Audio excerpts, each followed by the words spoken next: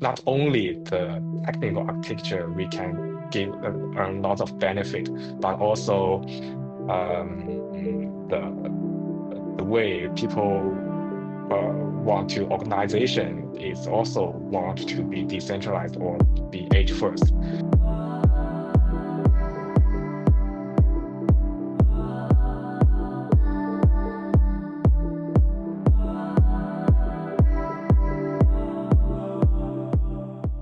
Zixing, welcome to GoGoGlobal.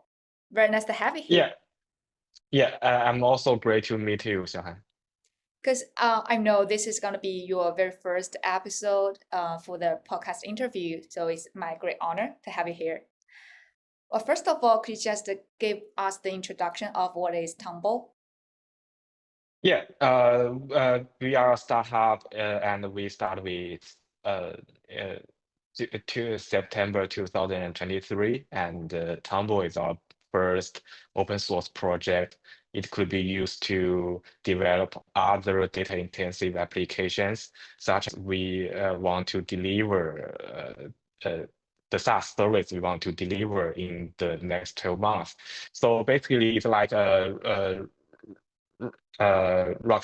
and RocksDB, is a really famous database was provided by Meta, and but it does not that suitable for modern data architectures. Like people want to put their data to AWS Ep.3 or any other object storage to cost their money, to save their cost and make the thing simple.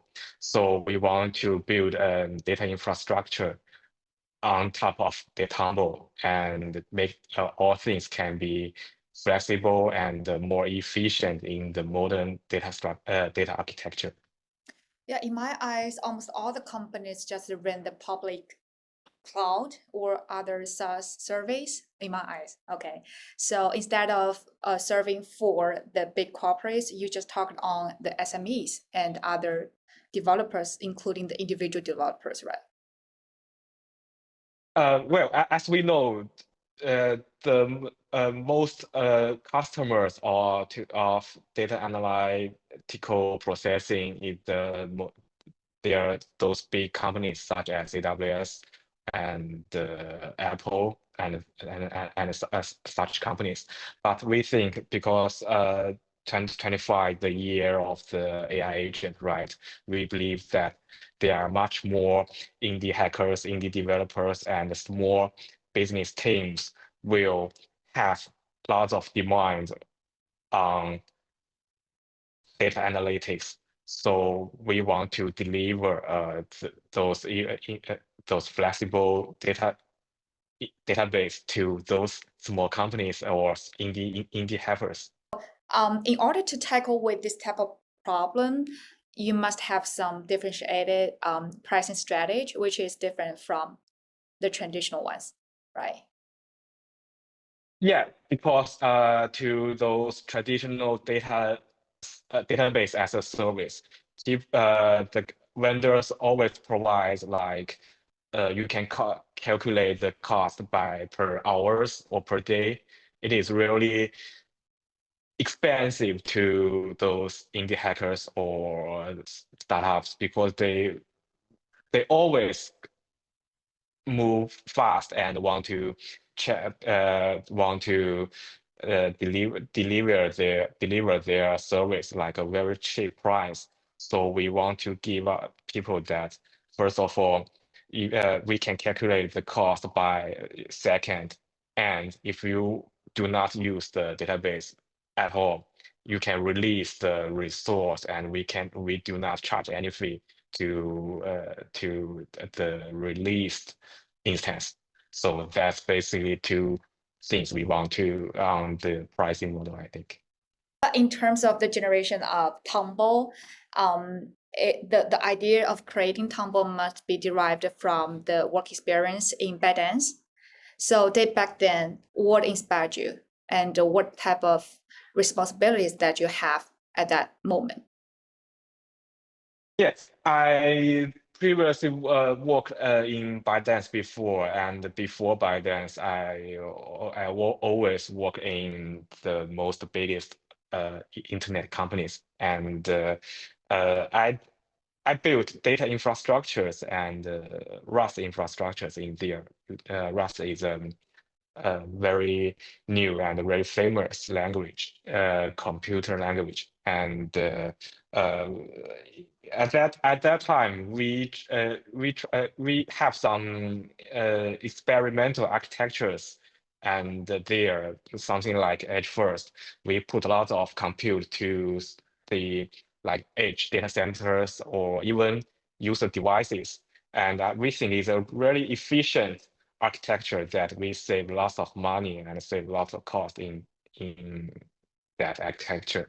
So at that time, I thought the thing I thought is that if we can deliver this architecture to any other startups or outside startups or small business companies, if we can deliver more values to this world, I think.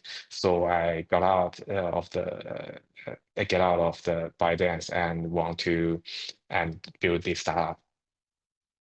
So you're always so bullish on the data related fields. You like to do something with data. Yes, I'm really interested in infrastructure, in my opinion, and the two primary parts of infrastructure is compute and storage. So I think storage is a very important topic in computer infrastructure scenario. In terms of AI, because AI is coming, and what type of specific demand that AI has required for the storage in your eyes? The most important and primary way to the combination point between AI and storage that I'd like to say is vector indexing and retrieval. And people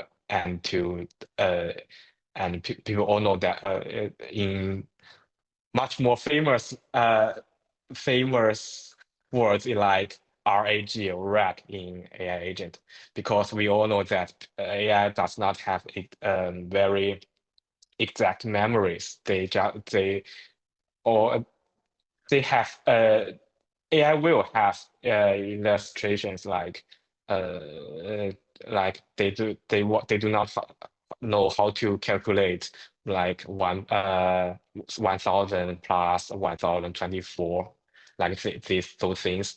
So the way to push AI to give a more exact response or result to people's questions is like we will have to give them a more powerful memory component, such as humanity. So, uh, so that's the point a database could provide to AI agent, because uh, because and people AI agent uh, are able to index and retrieval their data uh, from the database to the context of AI conversations. So we get familiar with Snowflake, Databricks, which provides the traditional data service in the development world. So for you, why do you think Tonbo can have the chance to surpass them? Did you grasp some unique points? Could you describe them? Yeah, I think the trend are is changing. I think as we said before, the future must be the AI agent era. So there are lots of, I think we believe that there are lots of small teams or even indie developers to run their own business, to run their own startups. So, but uh, I think Snowflake some exist data infra vendors like Snowflake or Databricks. They do not prepare for those potential customers. I think they still focus on the SMEs or other largest companies in the world. And we all know that even we have the same data capacities, such as 1 terabytes data. The most biggest company have one single database of 1 terabyte. It's much more different than 100 small business teams on 10, each one on 10 gigabytes tables. The architecture is totally different. It's totally different between those two different targets or goals or business or customers you want to support. But in this battlefield, it's pretty crowded. Not only just incumbents that you mentioned, like Snowflake or Databricks, but we also have seen a lot of newcomers. So compared to these newcomers, what is going to be your unfair advantage, you think, for Tonbo? Yeah, we have already seen lots of potential competitors like Duck Lake or Mooncake. All of us noticed that we have to serve those much more small business teams, have more diversity, have more flexibility requirements. But we are focusing on more niche domain, like we focusing on real-time analytics. But Duck Lake and Mooncake, they are still focusing on much more traditional scenarios like data warehouse. So that's the thing, we are different. And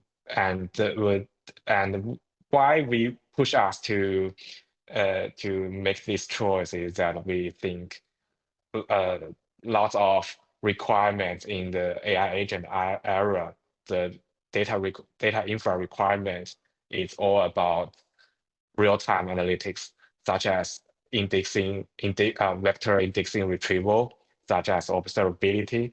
Those topics are all inside the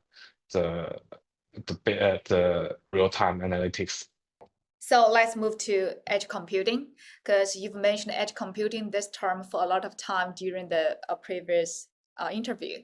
What leads you to consider the edge computing has to be the priority for Tonbo? Why do you say the computing edge first would be the mission of Tonbo product? Yeah, I think there are really two reasons to edge first compute. I think the first one is edge computing is very cheap to those to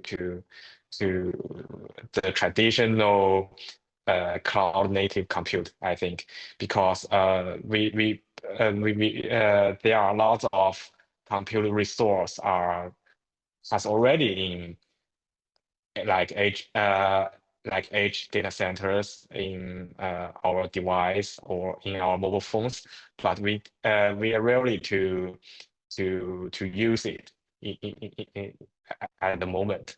Yeah. So if we have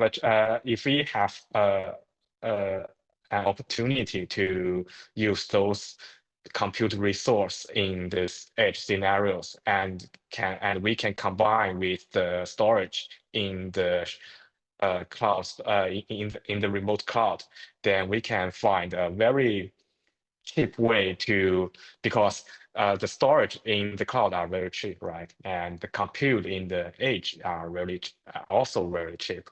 So if we combine the storage in the cloud and with the compute in the edge, we can get a very very cheap or very cost-effective data infrastructures. And also, we noticed that if we put a lot of compute to push a lot of compute to these edge scenarios, we can get better user experience because your compute more closer to the customers or the users. They will get much more lower latency service they will have. So I have discussed with the CEO of Cursor before. They said that they have much more small models, and they develop the small models in the edge data centers. Then people and the users could request the small language models in the edge data centers at first, and then if they cannot handle those requests, then they will redirect the request to the cloud or language model vendors. Yeah, and this will gives Cursor users much more friendlier user experience, I think. And also, we know that language model. I don't know. Have you read the Ted Chiang blog post on the New Yorker before? He said, I think it is a very interesting point is that he thought that the large language model is the blurry JPEG of the internet. He think it is minimized internet minimized internet that you can pack them into a model. So if we think that if we could pack the whole internet into maybe into our device like our phones, I think much more people do not want to always connect with each other on the internet. Yeah, so I think it also trend that the way people organized or the way team organized will be more decentralized than before. So I think not only the technical architecture we can give a lot of benefit, but also the way people want to organization is also want to be decentralized or be edge first. So that's that's the important trend we think. Very interesting point of view, because the article that you mentioned that ChatGPT is the JPEG, blurry JPEG of the web. If wanted you to make the same or similar metaphor or analogy, what it would be if you could describe Tonbo as what type of blurry version of what? Well, I think database is not blurry because we just the mission of database is exactly store the data what they are. So we do not blurry users' data, and I think it is the combination point with large language model because I think it is exactly the point that database could cooperate with large language model because large language model is also blurry. It is also not that exacted, but database is so honestly storage everything people want to store. So database could provide large language model maybe very short term, but very persist persist storage or data they want. Yeah. So So I think the database will improve the large language model. yeah, that's true. That's true. So there's also a called the more the text generated by large language models on the web, the more the web gonna be blurrier of itself. So, but for the data is not the lossy compression of data. So Tonbo must get tailored, very precise of the equipment or the devices, especially for the edge computing first devices, right? So as we see, a lot of agents has released, and more agents can replace the workforce. But for the software and the link combination with software and database, what it will be evolved or iterated with the time goes by? Yeah, I think it's a really interesting topic because we lots of like because we all know we all know that there is a trend which named white coding, and people always lots of people think that in the future we do not need to code by ourselves. We just would need to all things we need to do is gives our requirements to AI agent, and they will deliver a feature to us to us. And but I think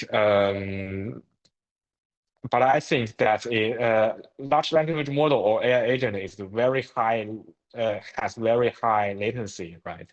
They cannot to real data analytics context. They large language model is not that real time because they have to if you use language model which has chain of thought, then will respond to about maybe 1 minute, 1 minute, or even 1 day, like Devin, after a day ago, after a day passed, they will respond to you. But this is really not real time in data analytics scenarios. So I think the potential way to combine with traditional software or traditional data pipeline with AI agent is that data pipelines will work as no thinking. I'd like to say no reasoning or no inference level. It can be it's something like a reaction. It will be very it can be react very fast, and it could be organized or automatically coded by language model, and then the language model could able to observe the how data pipeline work, or is it if to measure it, is it efficient or is it not that suitable for the real world problems. Then then AI agent will modify or update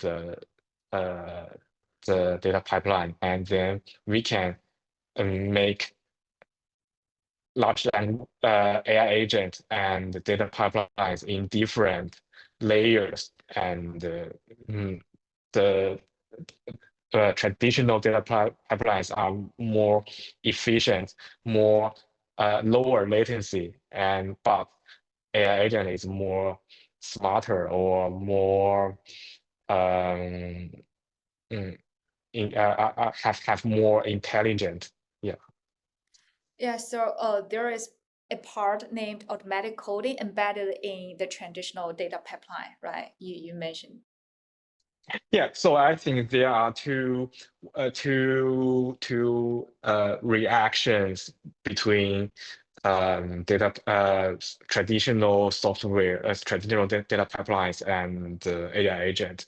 So AI agent can automatically code or organize data pipeline to make it more efficient to the real world problems.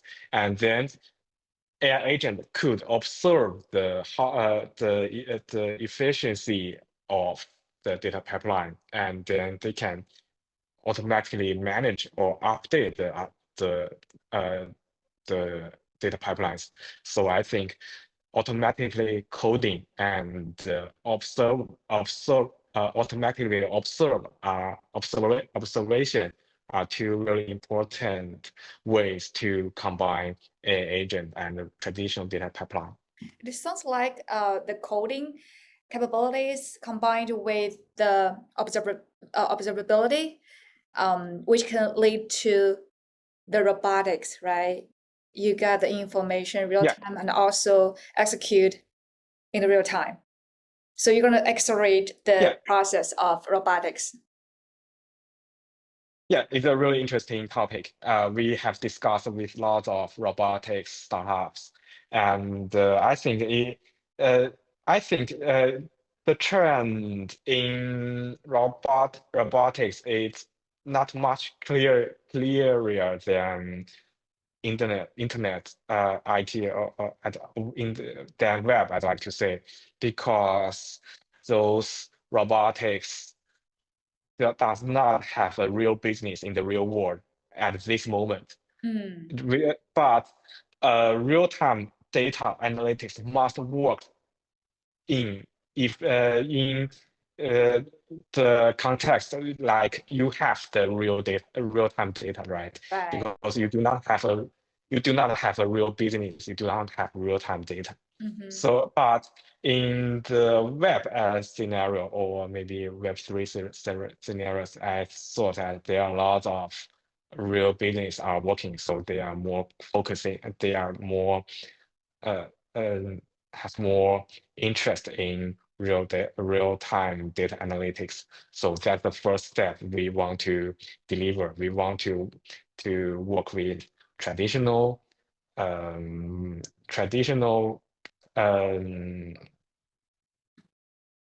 cloud companies such as maybe Neon or Swabase.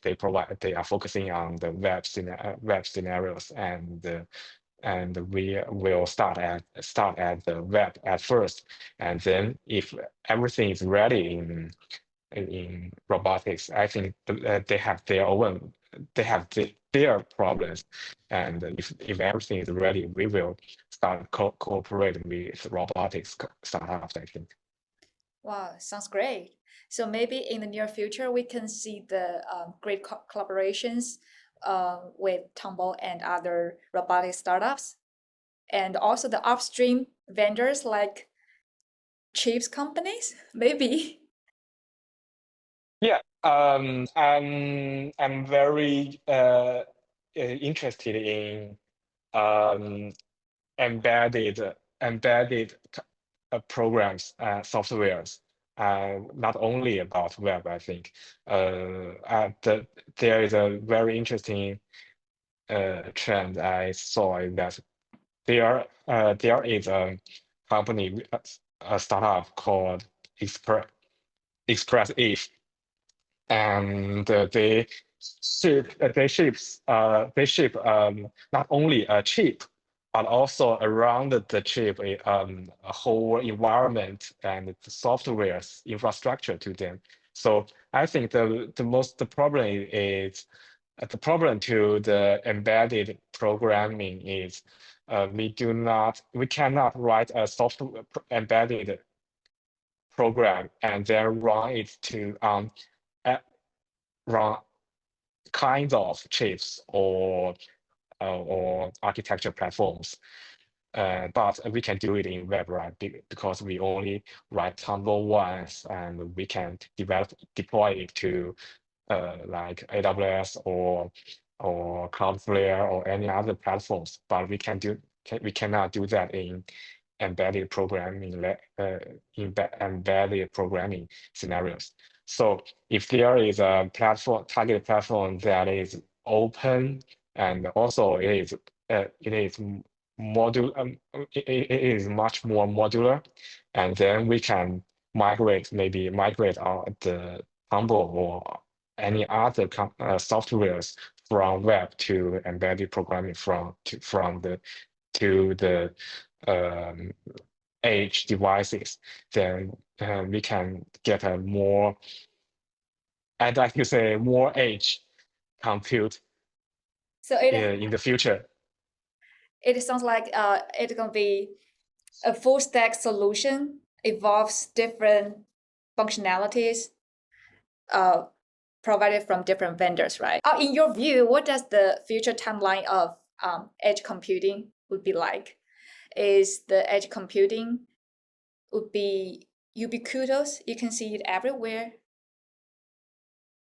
Yeah, at this time, we can find a lot of startups, as we mentioned before, like Duck Lake and or Mooncake and the a lot of startups are focusing um, uh, we can push our compute from centralized data center to like edge data centers, and it can save lots of cost.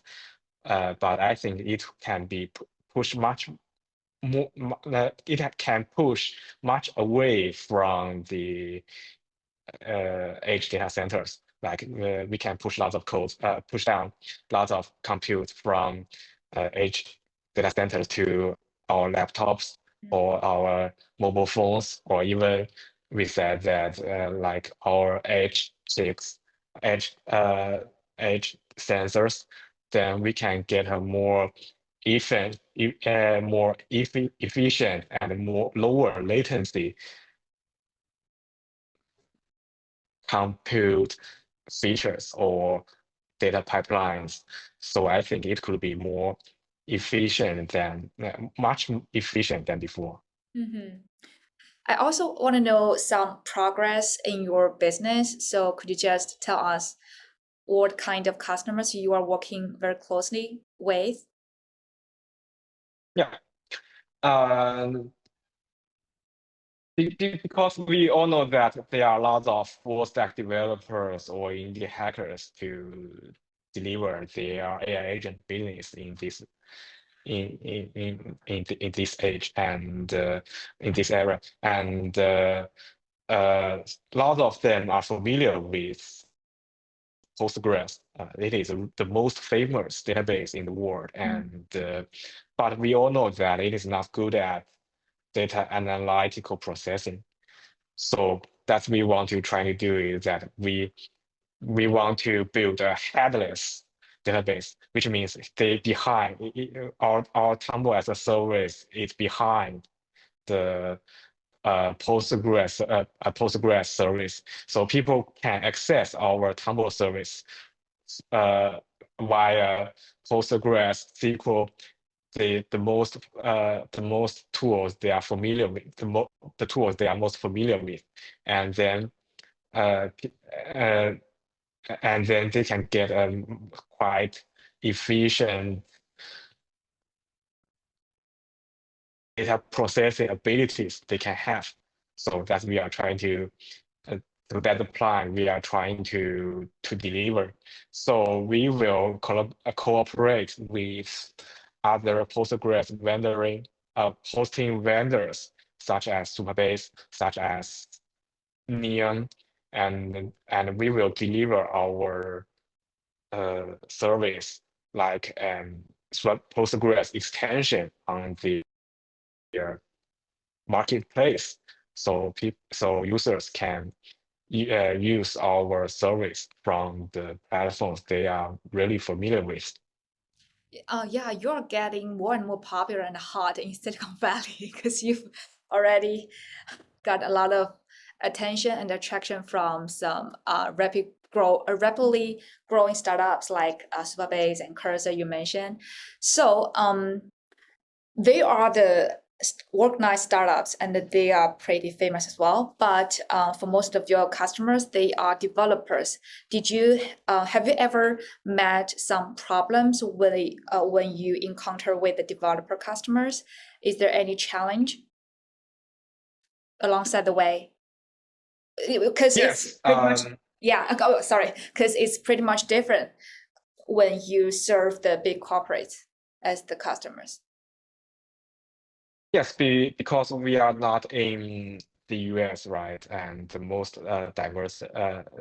diversity developer communities are in the US, and uh, uh, there are lots of conference or offline community events are happening in the US, but we cannot join them, and the the only thing we can mm, mm, we can attend is that we just write some blog posts, we do some online operations, and to let uh, try our best to let people know who we are. So that's the biggest challenge to us to the community operations. So we are trying to find a potential developer advocate to cooperate with, and they will, and maybe he will represent us to and those offline meetings, offline events, and to make sure we are doing things that developers exactly want. Yeah. That's gonna be a long story. And well, I really think Tonbo is a great fit and it's going to be astonishing match for AI era. And you can help the startups to accelerate their agents process. So based on that, I'm really also curious about what do you think is going to be the route or that your mindset can originate from? Because I know you are really bullish on the science fiction novels. So can you just name one fiction novel that you pretty like and why is and does it have any connection or implicit connection with the work that you are doing on right now? Yes, because we are building super artificial intelligence, right? We want to build a intelligence beyond humanity. So that's I'd like to say a very traditional topic in science fiction books, and there are a lot of discussion and imagination about what is a super intelligence beyond humanity like. There are two books I'd like to recommend. Which one is much more fresh and which one is much more very traditional. And the, the the recent one is Blind Side. It is written by Peter Watts, and in those books he described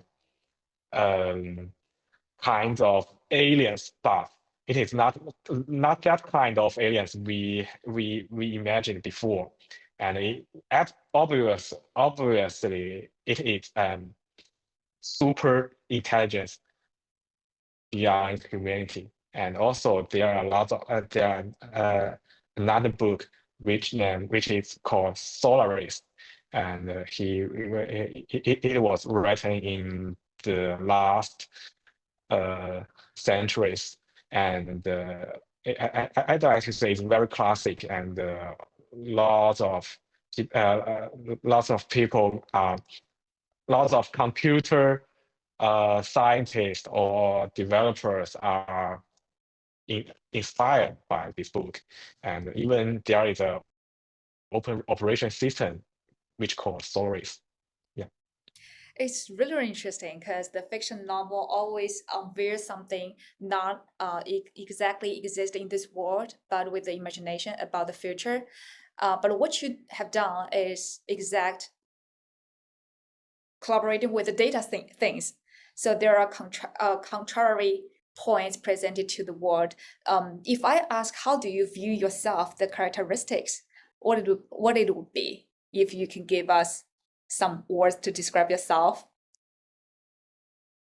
Because the database, well, I have to say database, the guys work in database have to be pragmatic, math sensitive, very cautious. But the guy who like the science fiction novel, who are more, like I said, emotional, creative, innovative, experimental. So I've already give you these nouns, and which one you would pick up for yourself? Well, people always think that the motion of infrastructure it's much slower than like AI scenarios, or like custom level productions. But I think in this era, infrastructure developers are also need to be creative, and have and keep curious about to everything, because it is a very traditional business, right? There are lots of big companies like AWS or Snowflake or Databricks. They each about 90% capacities, value of capacities in this era. But how startups can be success, I think, is that we can forecast the furthermore user requirements in the future, and how we can exactly forecast the requirements in the future. Is we have to make us be more sensitive and more curious about everything, and everything people they are doing, what they are making, and we want to, the things we are delivering is that the better tools they can use to create more interesting thing, right? Yeah. So sensitivity, curiosity, and also the taste are very significant even for the hardcore entrepreneurs in AI era, right? Yeah, exactly. Cool. So Yes. I have to say congrats to Tonbo, because you've already secured the angel round investment. So maybe we can't unveil more details around this investment, but I have to say congratulations. You've already become maybe Thank the you. very frontier database standing for Chinese founders and going global. Thank you. Thank you so much.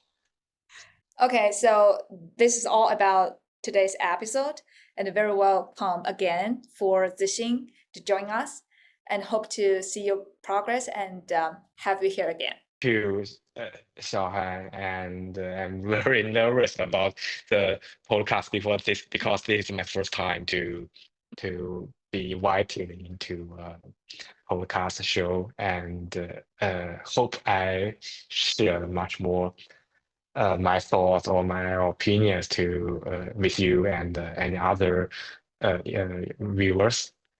Thank you. You nailed it. Thank you. See you next time. Bye bye. See you next time. Bye bye.